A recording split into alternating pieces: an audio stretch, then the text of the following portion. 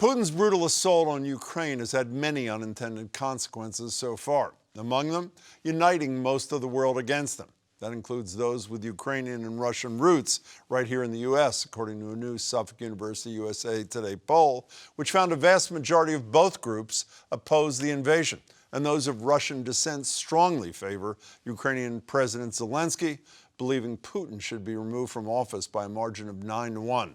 The man behind those numbers and many more, director of Suffolk polling, David Paleologos, joins me now. David, it's good to see you. Thanks for having me. I think this went up a second ago. Feelings on recent invasion of Ukraine among Russians living in the U.S., almost unanimous, 87-3. When I read that lopsided number, I said, a lot of Russians came to this country to escape Soviet Russia, communism. Though the number's huge, not that surprising. Is it or is it?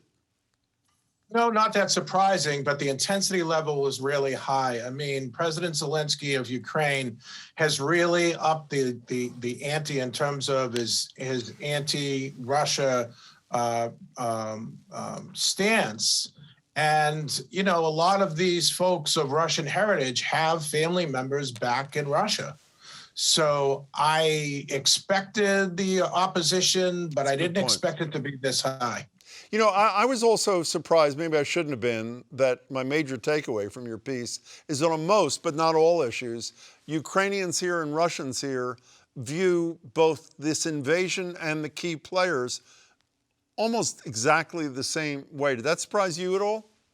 Absolutely. It was incredible. I mean, over 8 in 10 disapprove of Putin, want him removed from office. Even 70% of Russians here want him charged with war crimes. And when we asked them to, describe Vladimir Putin in one word, they came up with every superlative that is hateful, against somebody. And again, this is the person, whose relatives are still in Russia, who's the president of that country. And that kind of consistency I did not expect.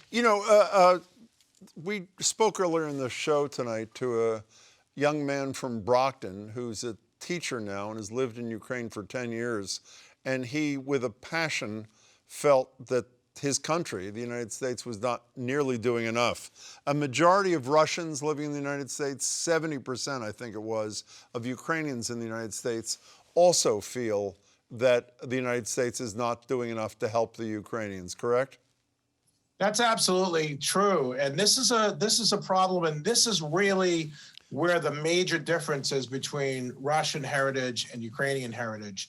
7 in 10 Ukrainians say the U.S. is not doing enough. Only about 50% of Russians say the same thing. So there's a big gap there. And when we ask the question about, well, what should the United States do?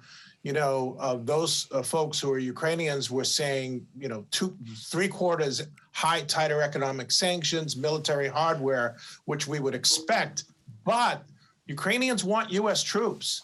They want, a majority of Ukrainians want U.S. troops in the NATO region, and over 1 in 3 want U.S. troops on the front lines to fight Russia. Yeah. That could be a tipping point in terms of a public opinion. But even though there's a 20-point gap in terms of, as we just said a minute ago, about the U.S. doing enough, when it comes to, which is a natural segue to me, of how Biden is doing handling this conflict, they're walking lockstep again. Only 40% of Russians in the U.S. approve, 35% of Ukrainians approve. And that was, by the way, just to be clear, this is after the conflict started, correct, those numbers? That's right. We made a very important decision after February 24th when this happened, because to go into the field and scrap a couple of midterm polls and to swap those out, not knowing whether the conflict would be over in a week and the poll would be useless, or whether or not it would be an inflection point for something bigger. But you're absolutely right. Biden's number is lower than they are among the average American voter. Now, these aren't all voters. They're residents of the U.S. of different heritages. But on the flip side, there was a lot more undecideds too. So they kind of had a wait and see attitude, and the disapproval wasn't as high as it is right now in the U.S. I only have 30 seconds left. Going beyond Russians and Ukrainians in the U.S., you wrote a piece before the conflict started saying this could be a tipping point for Joe Biden. Is there any evidence you see, even if it's only creeping at this point, that there is a rallying around the flag effect, or no? Yeah, I mean, it depends on how it resolves itself. So this is an opportunity for Joe Biden to do what he hasn't been able to do with American voters, which is convince them that he is a strong leader. In our polling, only 35% of voters said that he was a strong leader. This is the kind of opportunity that Joe Biden could step up and make a difference and potentially change the trajectories of congressional candidates this November. For his benefit and for the benefit of the Ukrainian people. David Paleologos, thanks as always. Of course.